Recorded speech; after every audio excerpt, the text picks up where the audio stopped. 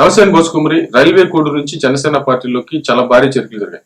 దీనికి సంబంధించి వార్త చూస్తే రైల్వే కోడూరు వైసీపీ నుంచి జనసేన పార్టీలోకి, అది వైసీపీ నుంచి జనసేన పార్టీలోకి చేరికలు అందరినీ ఘనంగా స్వాగతించినటువంటి ఎమ్మెల్యే ఆర్వ శ్రీధరు, మరి వీళ్ళ రైల్వే కోడూరు నియోజకవర్గంలో బీసీ నాయకులు ఒత్తిన గంగన్న యాదవ్ అనుచరులు, అతని వర్గం దాదాపుగా 200 కుటుంబాల పైచీలకు ఎమ్మెల్యే ఆర్వ శ్రీధర్ గారి ఆధ్వర్యంలో జనసేన పార్టీలో చేరాయి. ముందుగా రాష్ట్ర కార్యదర్శి తాతంశెట్టి నాగేంద్రం మరియు సీనియర్ నాయకుల పర్యవేక్షణలో పట్టణంలోని వెంకటేశ్వర ఆలయం నుంచి మరి వందలాదిగా బాణాసంచా డప్పులు మొత్తం ర్యాలీగా జనసేన కార్యాలయంకు చేరుకున్నారు. మరి ఈ ర్యాలీలో అధిక సంఖ్యలో మహిళలు పాల్గొనడం విశేషం.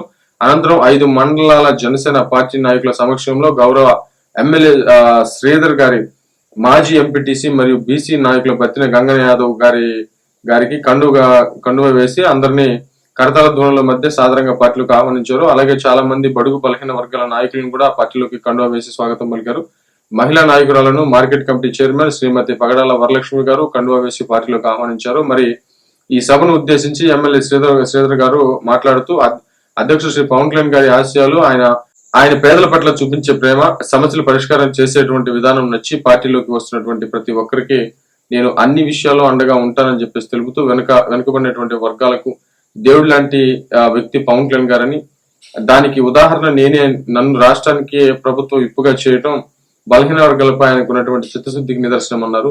అందరూ ఐక్యతతో జనసేన పార్టీని మరింత అభివృద్ధి చేద్దామని చెప్పి పిలుపునిచ్చారు. రాష్ట్ర కార్యదర్శి తాతంశెట్టి నాగేంద్ర మాట్లాడుతూ రాబో రోజుల్లో చరిత్ర, వర్తమానం, భవిష్యత్తు జనసేన పార్టీదే.